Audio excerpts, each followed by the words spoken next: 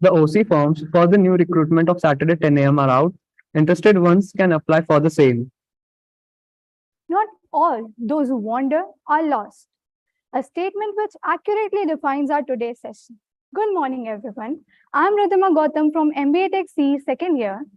And I am Smith Pandya from Pharmatech second year, and we welcome you all today on this fabulous Saturday morning to an interesting discussion with our today's guest. We are pleased to have you today and to have the chance to introduce our guest speaker, Mr. Praveen Mehta, who is a TEDx speaker, a Times brand icon, and director of Space Age. He is a textile trader by profession and a traveler and explorer by heart. Mr. Mehta recently completed his world adventure where he traveled over 60 countries covering 74,000 kilometers in just 330 days. Isn't that an astounding achievement, guys? So, sir, how are you doing today? I am good, Ridhima. I'm sorry I'm not starting my video as of now, as in the live video where you can see me all because of the bandwidth issues here. After I am done with this presentation of 30 minutes, I'll come live and then we can speak. But I'm good, and thanks for that introduction, Ridhima. Thank you, sir. Yeah. You may proceed. So, what exactly is textile trading and what are various No, aspects should we, involved in it? Ridhima, so should we start with the presentation? This presentation is going to last about 25 minutes. Sure, sir, sure. And it's a pictorial presentation. Trust me, you will like it. Sure, sir. All right. So Sure. to all the faculty members and students who have joined me today, spend their time to listen to my story. All right, let me play a small video for you first.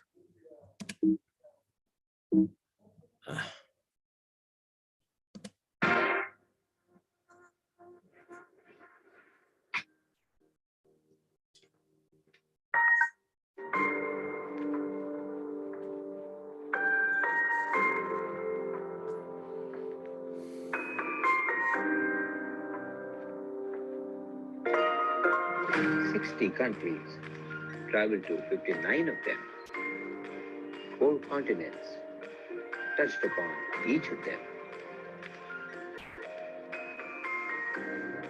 74,000 and some change kilometers driven. Every country, 1 or 2 great stories told. People who bring change in society. People who influence society by their work. People who bring progress to our lives. Sentiment behind the journey? Celebrate life. Any purpose? Well, it's experience over outcome. My takeaway from this world ride? That you really have to be ill-fated and unfortunate to find a wrong person in this world. The world is very, very beautiful and inviting, filled with some great people.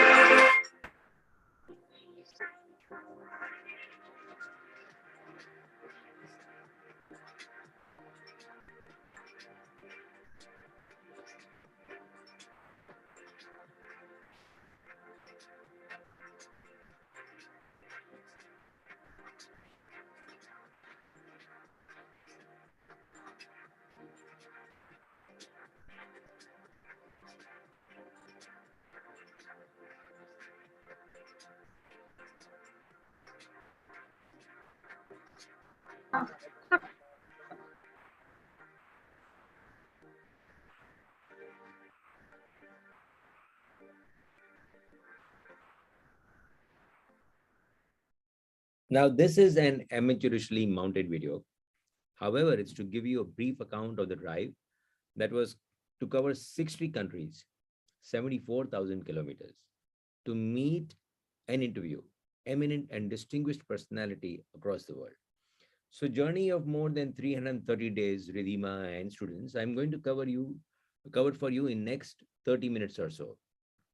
And this is going to be a pictorial journey, trust me. So I had several heartwarming experiences on this drive. And I am understating when I say that. Stories of hope and resilience. Today, I will dwell more on hope, one of my favorite 4-letter words.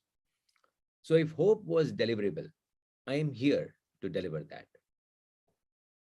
Kazakhstan is the ninth largest country, almost equal to India. India is seventh largest country. This country has population equal to Mumbai or less than Mumbai. So Mumbai has ballpark 20 million and Kazakhstan as a whole has only 18.8 million. So there are stretches of 200 to 300 kilometers without gas station, without restaurants, or without any humankind in sight. One day after driving for too long, we stopped at Murki, a small, sleepy town on the way to Almaty. We came to an overly occupied cafe. Now just imagine, first cafe after 300 kilometers. It's bound to be very busy. Sophia, the owner of the cafe, was holding the counter. She was assuring people, attending calls, taking orders, tending change all at once. We came to her with an unusual request, asking for vegetarian food. She called her chef, and after much discussion and deliberation, she couldn't find anything. This was a meat serving cafe. Now we were tired, famished, and not in the mood to drive for another 300 kilometers without food. I have realized this on the World Drive, that three things are clearly written on your face, and you don't need any language to convey them. One, you need to go to the restroom. आपको bathroom जाना है. Second, you lost your way. आप रास्ता भटक गए हो. And third, you're hungry and you need food. आपको जोरों की भूख लगी है. These things are not written, but rather plastered on your face. Sophia understood this. And despite the cafe being very busy, she still found us a table to sit. Before we realized, three warm pieces of breads filled with chocolate and jug full of cranberry juice was served on us. We were not full, but were fulfilled. मतलब पेट नहीं भरा, पर भूख मिट गई. We were gratified and were now good to go. We went to the counter to pay. Sophia very politely declined. She said, I couldn't find you food, but nobody can go hungry from my cafe. Now, I've narrated this incident numerous times, and trust me, if I can show you, I still get chills when I recount. There have been instances where people have logged onto our website, found our number, and sent a text saying, hi, you are in our town. Please let us know if you need anything. Or people generally messaging and asking for our well-being. A small sampler is on the screen. People waiting in the car, wanting to talk to us. People hosting us and letting us stay over. Let's say we go to Sophia Appelgren's house. She is a change maker and Ashoka fellow. She helps migrants integrate into Swedish society. We go to interview her and she says, it's too late in the day. Why don't you guys just stay back? As in, रात को कहाँ जाओगे भाई, मेरे पास ही रुक जाओ. This is a European inviting complete strangers. This drive has been an encounter with hope. And I can tell you, without a doubt, that hope is still alive and kicking in the world. Genesis of the idea. Let me now address when and how did the World Drive evolve? Now, chronologically, I do not know at what point of time I started. But Jasleen, if you're in the audience, it was the right time. जो भी time था, सही time था. It may seem like an eureka moment. And it'll be more interesting and romantic to say that, oh, one day it dawned on me to go on the World Drive and I did. No, that is far from reality. The idea took time from conception to implementation. The idea is more evolutionary than revolutionary. I guess the only revolutionary thing I did was to skip an exam in my final semester of engineering to see a movie with my girlfriend then and wife now. Incidentally, the movie name is Dil Hai Ki Manta Nahi. That was probably the most revolutionary thing I did. Now, whenever you have an idea like this, you really don't pack your bags, turn on the ignition and set your car rolling. I mean, it doesn't happen like that in a real regular life. You give yourself time. You check with or rather you discuss with your family and friends. You take opinion of your confidence. You check your ability and weigh the possibility. And slowly you will see an idea shaping up and coming to reality. I do believe that everything happens by deliberations, even if it may seem like an accident first or accidental first. I'm a regular man, as regular can be. After I dropped out of engineering, my father thought that I could not make a corporate career, which eventually you would all make. So he dropped out, or he rather resigned from his secure job to handhold me to make a sustainable career in textiles. I inherit my textile wisdom or textile skills from my father. Today, with certainty, I can say that we make more than enough or more than little to make the ends meet. Now, when I talk about weighing the possibility, means basically to question yourself that do I have enough finance and time for the endeavor? Would taking the endeavor put me, myself, my life, my family, or my business out of gear? Passion isn't penniless. It has a price to pay in terms of sweat and money. About checking the ability is concerned, let me come back to the example of the World Drive. Now, it's been a fairly explore all and experience all living. For last decade or so, I've been a biker, a summiteer, a marathoner, an explorer, a yoga practitioner, although not very proficient at that, a storyteller, and a world traveler. Now, all this trivia may seem over the top, self-aggrandizing, and boastful. But trust me, I'm only trying to set you a context here. Context of checking the ability. This drive is extension of that past. Is about stretching your limit and pushing the envelope further. Every new expedition you take, whether it is climbing, diving, driving, or even generating business or generating finances or generating profits, whatever it may be, whatever your goals are, you need to first set your goal, test your resilience, and then reset new goals. Why did I do it? I mean, that's a standard question. You do anything, people will ask you, why did you do it? Well, the simple answer and the simple reason is because it can be done.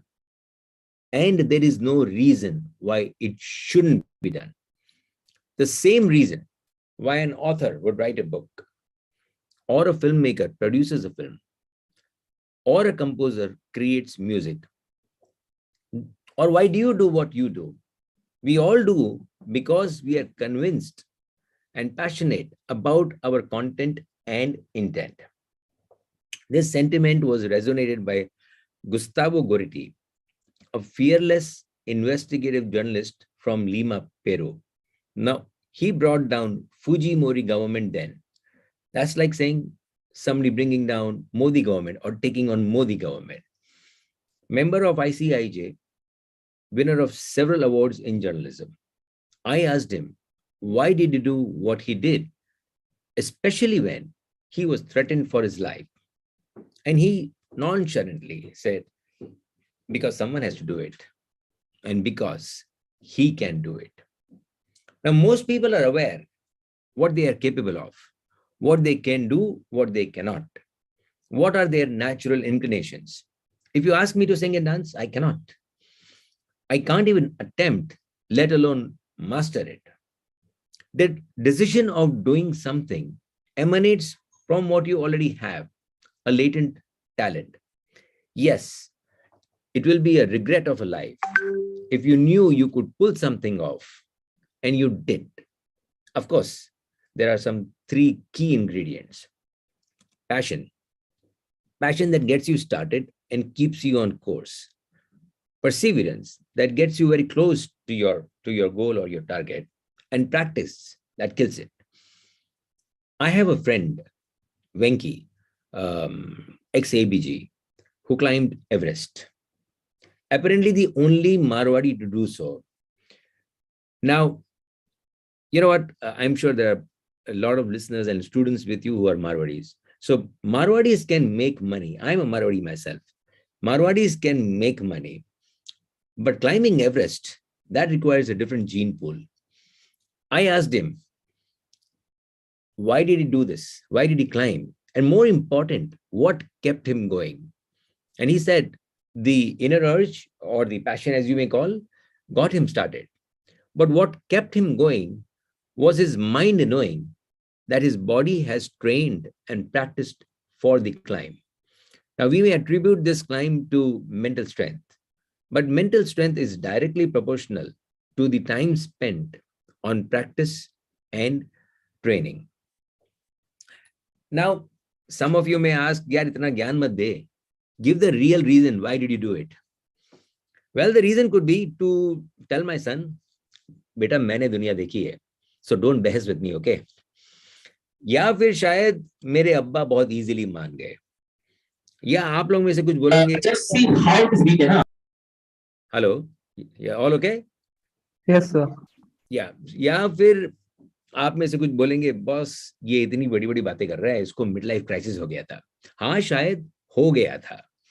You know, the time when mind needs stability, you're not at that time, guys, I mean, you're still students, but at my age, post 40, the time when mind needs stability, but body is asking for an affair. I think extramarital affair could have been an easier option. I did, try asking my wife about extramarital affair, but no, she wouldn't agree. But in hindsight, I can tell you, choosing the path of extramarital affair would have been, economically and biologically more viable proposition, more viable than the world drive. Well, whatever may be the reason, I think the best reason is I just did it. It's a personal endeavor. Taj Mahal is also a personal endeavor. And again, I may sound pompous and vainglorious when I say that many of those justs have become history, monuments, inventions, and discoveries. All this is resultant of someone's personal desire to create and find solution. This drive isn't my day job. Is it my sustenance? My sustenance, as I said, comes out of selling textiles. Neither am I saying that by driving the world, I've become world-wise. The purpose of the drive was not to clear a target or achieve a goal. I mean, goals are important, but it was still not the purpose. Purpose of the drive was to experience over outcome. Experience is invaluable and doesn't need any reason. Anubhav ka koi mol nahi, koi wajah nahi. Now a word on the route. How did I drive, and what was the route, etc. So from Bombay, I went to Bhutan to Myanmar, say Thailand, Cambodia, Vietnam, Laos. I may be missing the order, but yes, never mind, these 4 or 5 countries. Then to China from one end to another. Then there were these CIS countries, or Central Asian countries, as you may call, Kyrgyzstan, Uzbekistan, Kazakhstan. Then to Russia, the entire diagonal length of Russia. Then most of the Europe, that is the Baltic states, Nordic states, on to London. London, say US, transatlantic shipment from London to US.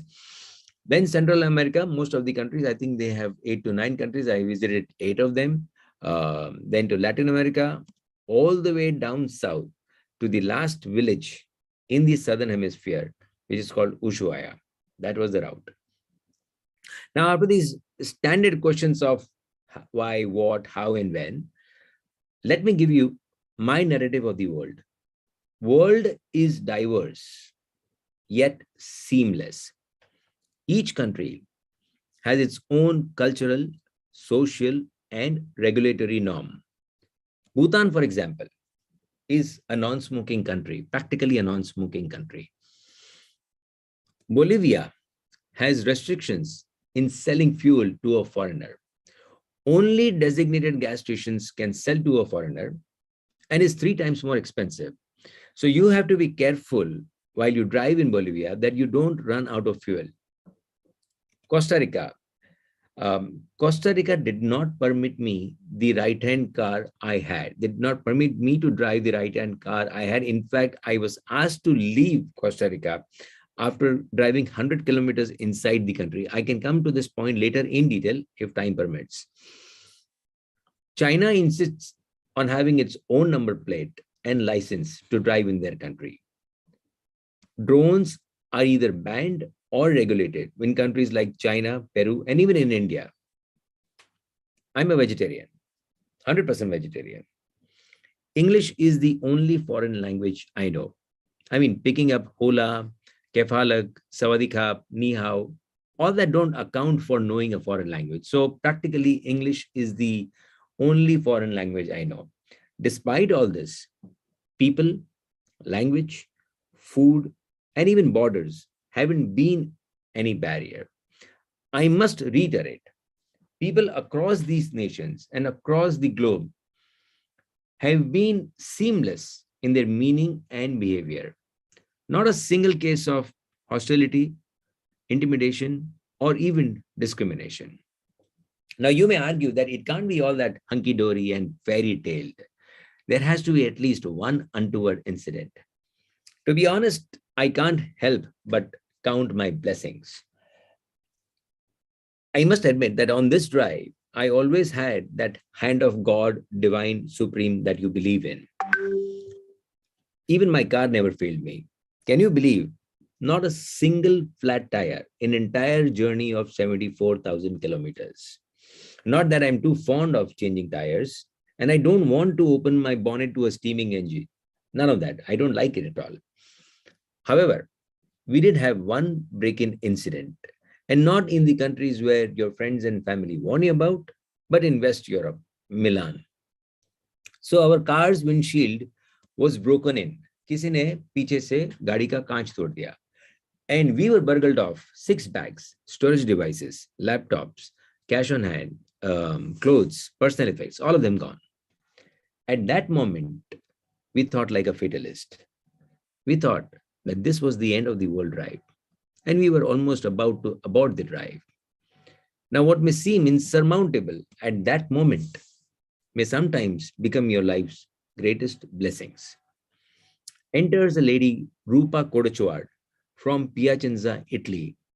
She shelters all of us while we wait for the windshield to arrive from India. Windshield took 8 days to arrive from India and get cleared by Italian customs. They had to be explained. Why would anybody import one windshield from India? And meanwhile, what do? We invade Rupa's privacy. We dominate her bathrooms. We annex her living room. We mess with her laptop. We spread ourselves thin in every corner of the house, including her balcony, where she had to go for her sutta. We didn't give her privacy even for a bit.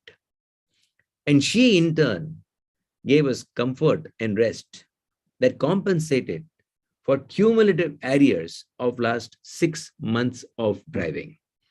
She showed us Italy that is not documented, not frequented, not touristed. Some people are born humane, and the others are determined to be. Whichever way, hope and humanity are borderless. Now, Rupa takes us to a village where average age is 90. We visit a non-Ghanaian couple living in Tuscany in Italy. Remember, they've seen 2 pandemics, 1 world war. And, it was a joy seeing them. They were full of life. Their hands were full. This man, Roberto, 90, his wife, 91, were redoing their house, were restoring town's church door, were fixing their gramophone, were taking stills on their old Leica camera, were learning to use Facebook. The list is endless. What Roberto said still speaks to me. It doesn't really matter whether you're 9 or 90. You will always get up and wake up as long as you want to see the next day. Now, that's a profound statement. Allow me to take a slight detour here and put this statement in context with the recent past. COVID threat had been looming large over our heads. Threat to life, threat to livelihood. We had seen shortage of beds, meds, and everything else. People affected weren't just numbers anymore, but were real faces. I'm sure everybody in this session has seen pandemic closely one way or the other. Personally, I lost my father-in-law to COVID. There was this all-pervasive despair. Dire were the virus and the fear of virus. How do people survive such a crisis? Well, Viktor Frankl, an Austrian neurologist, a logotherapist, a Holocaust survivor, whose foundation I visited in Vienna, says purpose is the biggest motivation to life. I can corroborate this statement by giving you an example of Guadalupe Alejandre from Mexico, winner of the highest civilian award of the country, UN Humanitarian Award, the Works, etc. She has survived 4 deaths in her family to cancer: father, brother, husband, and a young son, all of them gone, leaving her to think that she had no reason to be alive. And then an epiphany. If I have no reason to live, I will find one. She decides to give support and solace to any mother whose child is suffering from cancer. She opens a center to give comfort to cancer-fighting children. A woman who was almost about to take her life now breathes life in cancer-affected children. By her own admission, she says, "My purpose has kept me alive and given me a routine. Ram lies in routine." Coming back to the World Drive, let me now tell you the role Indian embassies play in creating Indian outreach. Now, I'm not an overtly chest-thumping nationalist. I'm sorry, but I'm not. But on this drive, I am impressed by the Indian outreach created particularly by 3 Indian soft powers: yoga, Bollywood, and Ayurveda. Yoga has now become an universal religion, universal language. People in Central Asia and Latin America could sing Bollywood songs, so much so that traffic policemen in Kazakhstan would let me off the hook for traffic violations after I sang songs to them. And so was the case in Peru and Uruguay. So Raj Kapoor, Mithun Chakravarti, Shah Rukh Khan always worked. People in Chile and Argentina, far flung from India, were well versed with Ayurveda. They were conversant with concepts like dosha, Vayu, Pith, and remedy of them. An Ecuadorian government official took pride in showing me off his Bajaj bike. But the high point was at Dunkirk. Now, Dunkirk is a small town between England and France, significant because of the World War. Most of you would know that. People there are not subject to direct migration or multiculturalism. This French host could have just said, "Take care, guys, so long," and all that, and all the best. But this gentleman, I will soon play you this video, went to the kitchen, got a glass filled with water, sprinkled water over the car while taking circles around the car. He knew how to wish in Indian style. And more than that, he knew how to wish a person well.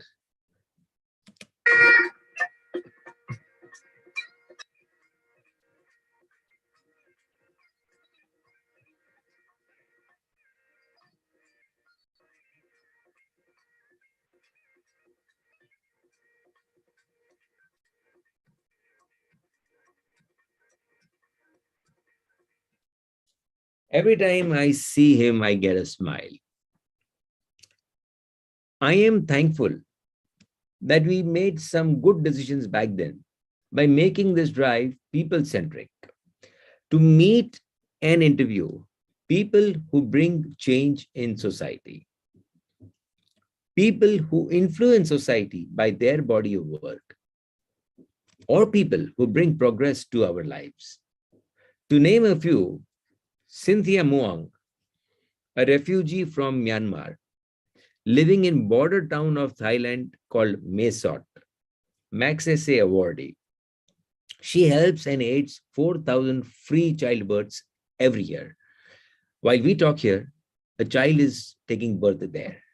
Talking about resilience, she is a textbook case. Norbert Kunz from Germany has incubated, handheld, and accelerated 5,000 startups, and at least 1,000 of them being socially relevant. He gives hope to hundreds of aspirants who are struggling to take their career off. Akira from Siem Reap, Cambodia, has single-handedly, rather barehanded, unearthed and diffused 50,000 mines and equal number of UXOs, that is unexploded ordinances. If you see at your bottom right, those are the diffused landmine shells. Abel Cruz from Peru, he's one of my favorites. He harvests dew to collect water and supply that water to water-starved neighborhood. Very simple idea, simple structure, and great benefit. Now I can go on and on and on and on. These great personalities or influencers are Magsaysay awardees, Nobel nominees, Skoll and Schwabe recipients, Ashoka fellows, change makers. And on the other hand, I am an average Joe, not backed by BBC or CNN, for that matter, not backed by any media house. Neither am I a YouTube darling or a celebrity. The question always was, why would these great personalities and influencers and diplomats meet me? It may seem the challenge of the World Drive would be to plot the roadmap, to visas, permits, the right-hand car I have, and all of that. Those were the easiest. The real challenge was to get access to these great personalities and also to get them say yes to meet me. So then why did they meet me? Now, some of them met me because they were amused by the fact there's somebody driving from India to meet them. But most met me because they have a kind heart. They were available, accessible, accommodating, and were ready to give the audience I wanted. They have become what they practice, a lesson in humanity. Now, so some of you asked me, what did I learn from these influencers and what did I learn from all the great personalities that I met? So Jeremy Sher, he's a British homeopathy doctor, lives in Tanzania and works on HIV patients. He said, the success of this drive would be if I'm able to connect the dots and find the pattern in all those great personalities that I've met and interviewed. To give you a gist or a rough sketch of that pattern would be tell you that these great personalities are no different than we are. They may not be the most intelligent people you have met, and certainly not most connected or networked to top political and business echelons. The common denominator I found in all these personalities is that they have on daily basis walked through their working lives. Like they have followed a routine, or they have picked up a daily chore, or showed up to meet a given day's challenge. Sum total of all those days have put them where they are today. They epitomize hope and resilience. Their humility lies in making their achievements look ordinary, commonplace, and quotidian. They make you believe that even you could have done what they have done. Finally, my takeaways. Well, you really have to be ill-fated and unfortunate to find a wrong person in the world. Trust me, there aren't any. I'm not telling you this because it sounds cool to say so, but because of my own experiences. Yes, in one of the universities, Stanford, I was speaking, one girl did ask me, how do I say this with such authority when when I had this Italy experience or after the Italy experience? To answer that would be to tell you that whenever I had a problem, whether it was Italy or Nicaragua or Costa Rica, I had a rainbow sprouting from there. So after Italy experience came Rupa. People have strong cultural and social reasons to do what they do or what they are doing. To be judgmental about them on the clothes they wear, on the food they eat, the language they speak, or the concerns they have is blocking your access to a new world. I am quoting a rapper from North Macedonia here. Slat Karistika is his name. A rapper who raps to overcome his stammer. His stammer is so bad that he has to beat his chin to get his words correct. A rapper who started with a very modest background and now lives in the most influential and most affluent area of Skopje is married to Miss Macedonia. He said, and I'm just paraphrasing, you don't pick the game picks you, and the game tests you for your resilience. I'm lucky that this drive picked me, and I could find one Sophia, one Rupa, one Roberto, and all those great influencers and the diplomats who are all hopeful and resilient. Thank you for your time. I'm going to stop sharing the screen now and come back. Oh, where is this? There we are. It is so amazing to hear that out from you, sir. 1 second, Ridhima. Let me start my video, please. Yep. Yes, There sir. we are. It was so amazing to see that presentation and how you managed to travel different countries. It was a fantastic experience. Thank you so much, Ridhima. So, sir, you were also managing business during your journey. Yes. So, what steps did you took to ensure that your business did not get affected? Yeah, Ridhima, I was on the drive. Never did I say that I was off the grid, right, or completely out of network. Yes, probably if I had taken this journey, I took this journey in 2019. So I started in April 2019 and came back 2020 March. If I had done this 3 years prior to that, probably it would have been difficult. But now with the technology, with network, with telephony, things are very easy. So you are living your life while you are driving. You have your business to attend. You have your family to attend. You have money to be transferred. You still have to make a living for the day. And you're driving, you're meeting people, and doing your stuff. So it's relatively easy than what it used to be back then. Yeah. So personally, I also love to travel. So can you suggest a couple of travel hacks or tips for the students who also wish to travel the world and experience different things? Mm-hmm. Well, let me pull up something for you. In fact, just a moment, please. Yeah, so now if you want to drive, right, let's talk about the car first. So if you want to drive, it's best to carry some spares from here. Like I carried all the filters, the oil filter, the air filter, the fuel filter, a set of brake discs, some fuses, lug nuts, etc.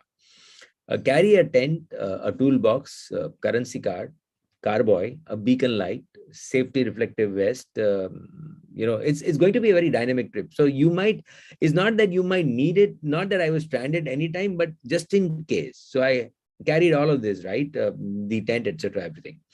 Now fill up your car when it is 70% empty. I mean, don't wait for fuel to run out and then go filling up the car, because there are times when you do not find a gas station for 200 kilometers. So fill up the car at 50 to 70% levels.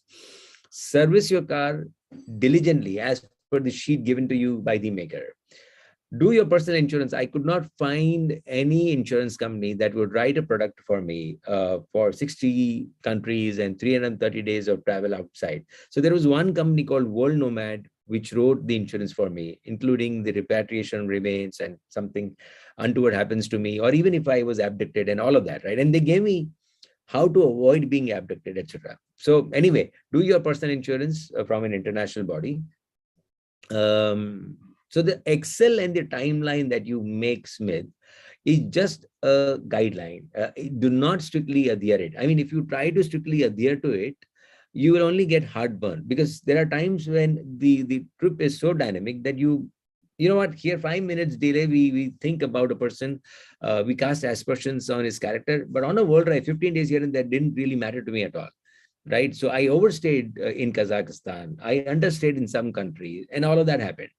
Google Maps may not work efficiently in countries like China, Russia, Central Asia, and even in the East Europe. So you'll have to download other apps like map.me, which is an offline map, incidentally, Waze, Ray, etc. Yeah, that's all about it.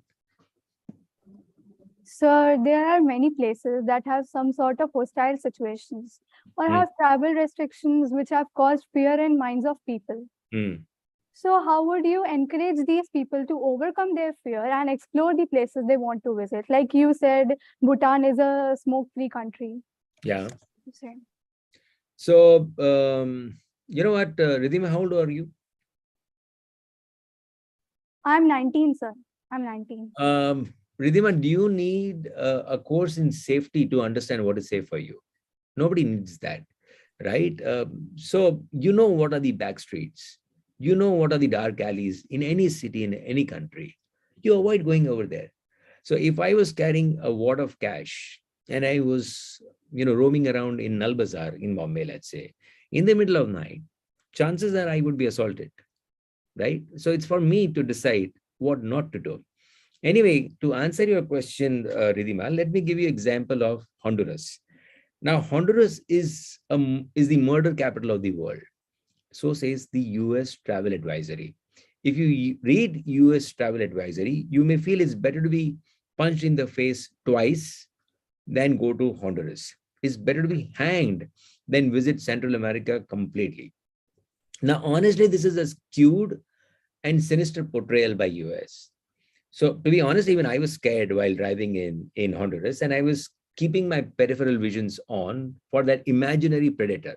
There weren't any. In the same country, I dropped my wallet. Now, wallet did not have too much money, about 120 odd dollars. The wallet was found by a rookie 25-year-old guy who was all tattooed and everything. And I guess $120 was good enough for him, was enough for him at least for 15 days. The average salary in Honduras is about $300, right?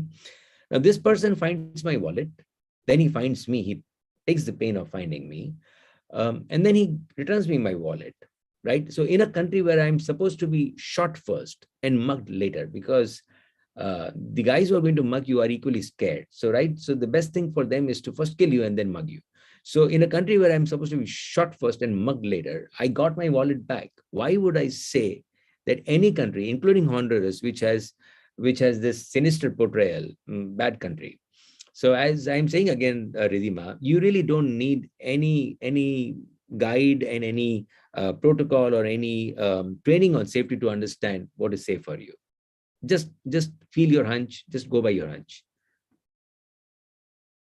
So you have traveled over 60 countries and you have must have visited thousands of different places. So Mhm. what's your favorite place so far? Yeah. So you know what? It's really difficult to put your finger on one country, right? And again, it may sound, oh, you're trying to be cool and all that, but all those countries which have a bad reputation, the so-called bad reputation, and all those countries who are war-torn. So if a country has been strife-torn and war-torn, chances are that there would be petty crime, right? People are not making enough to survive and sustenance. So there would be petty crime, including India, including Brazil. But I like country, let's say Cambodia. I like, again, a war-ridden and war-torn country, but I like Cambodia. I like Central Asia, Kazakhstan particularly. Um, if you want me to put a finger on the country which I want to visit again, then it will be entirely Latin America.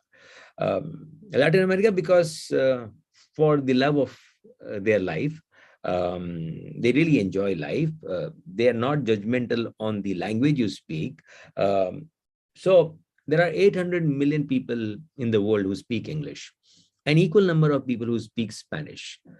If anybody comes to India, particularly in Bombay, let's say in well-heeled and well-endowed area, and speaks in the language which is not a fluent English, maybe their vernacular language, we will judge them. And we will even think, what the hell are you doing in this part of the town? I mean, you can't even speak English well.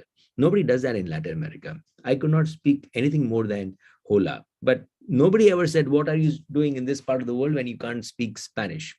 So almonds can be almonds without anybody fretting on you or fuming on you. Salmon can be salmon, same thing, right? Plus Latin America, now, I do not know whether I should tell you as students, but Latin America, there is a social and cultural norm for women to look beautiful. So women are amazingly beautiful in Latin. Yeah, you can smile, Smith. Tension mat le yaar. Right? So women are amazingly beautiful in Latin America. And for men, what to see, what not to see is a serious question in Latin America. Yeah. Go ahead, Smith. Ask more questions. So, sir, how was your experience while traveling to China, the most private country of the world? You know what? So again, there are a lot of myths surrounding these countries. And these myths are actually created or propagated and disseminated to you by your media houses, right? In China also, the media is state-run, state-owned, right? I'm sure they would be having anti-India dissemination over there and anti-India propaganda over there. I have office in China for last 15 years. I've not found a single person who was hostile to me or who said, what are you Indians doing here? Or they called me the Chinese version of Chinky. Nobody said anything to me like that, right? I can understand Chinese. I cannot speak fluently, but I can understand what is going on. I mean, what is the gist of the matter? I can understand. Again, there was never a case where I was discriminated or looked down upon. Chinese people at large are well-meaning people. They know the political compulsions of countries, right? They know all that. They know that their country is geographically ambitious, and they have justification that this was all China first, so it is our right to take all of that. Just like India, right? So we also talk about Hindu Kush. We also talk about uniting from Afghanistan to Sri Lanka and all of that, right? Every country does that. But people at large are nice people. So China is opaque country as far as the network. I mean, the Google is concerned. So there is no Google there. This is Baidu, right?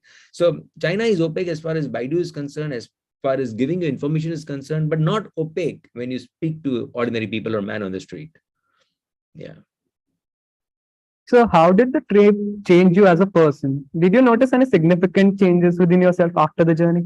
So my takeaways are the one thing, so that is why I made the presentation, right? I saw your questionnaire and that is why the presentation. So my takeaways that one, to realize that people across the world have common behavior, right?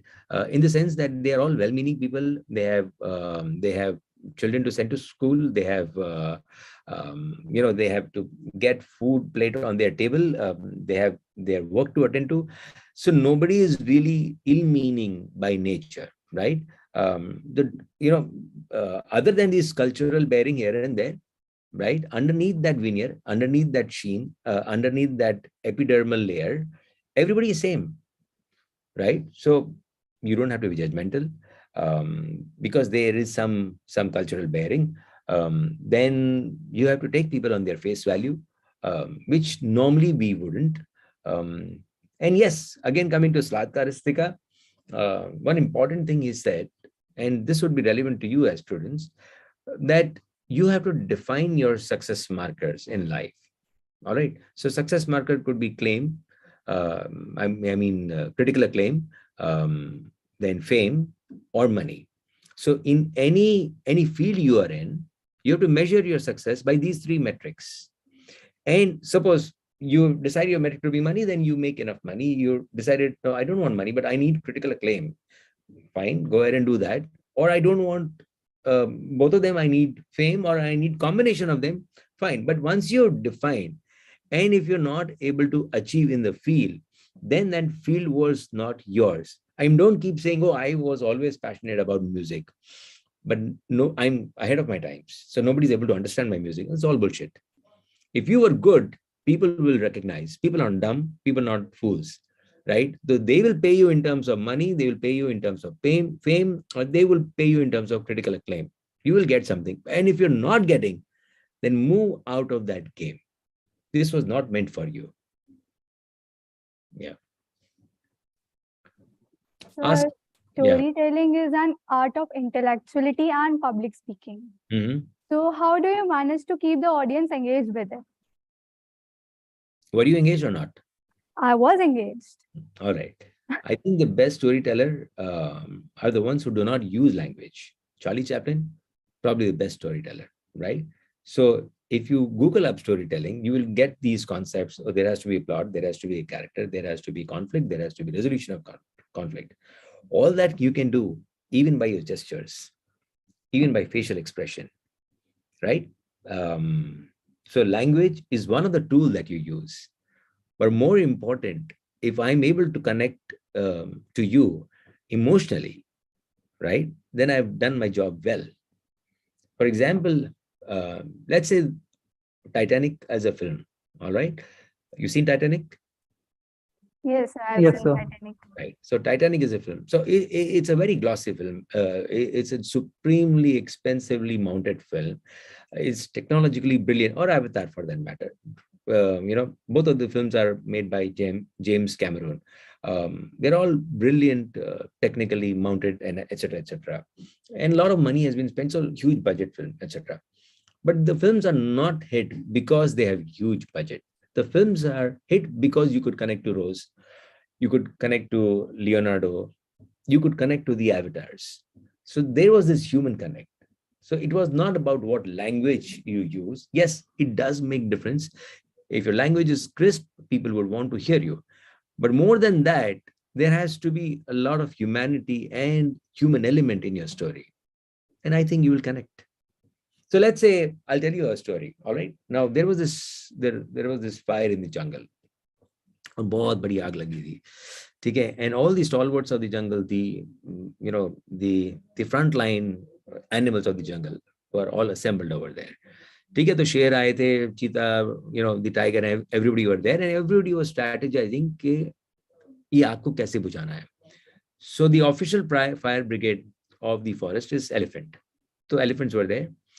The other animals who were relevant to extinguish fire was giraffe and hippo. So they were all there. All right. And all of them were doing their bit in extinguishing the fire. There was a sparrow over there. ठीक है, और वो अपने चोंच में, छोटा सा beak में, she was sucking the water and trying to drop water, trying to do her bit on extinguishing fire. So there was this crow standing over there, was sneering and sniding at sparrow कि यार तू क्या ही कर लेगी, ये छोटी सी चोंच में तू कैसे आग बुझा पाएगी. तो चिड़िया बोली उसको कि देख, जब जंगल की बात होगी और इस आग की बात होगी, तब मेरा नाम आग बुझाने वालों में आएगा और तेरा नाम तमाशा देखने वाले में आएगा. तो मैं आग बुझाने वाले के नाम में मेरा नाम शामिल हो. अब इसमें कोई आदमी नहीं है, कुछ नहीं है, ठीक है. But the story is about fire which is relatable, because हम देखते हैं fire. Story is about all the animals whom you have eponymously framed, ठीक है, कि वो आदमी का अपने रूप दे दिया उसको. And there is a human connect. So you need not have classic language. You may have language of the street. You may have language which people understand. So when I spoke to Stanford, of course, my language was different.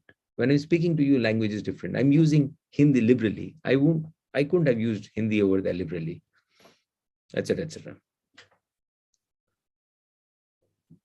So after traveling to so many different countries and observing many people, what new innovations can you think can be made in the textile industry, as global warming is an important element that one has to consider these days?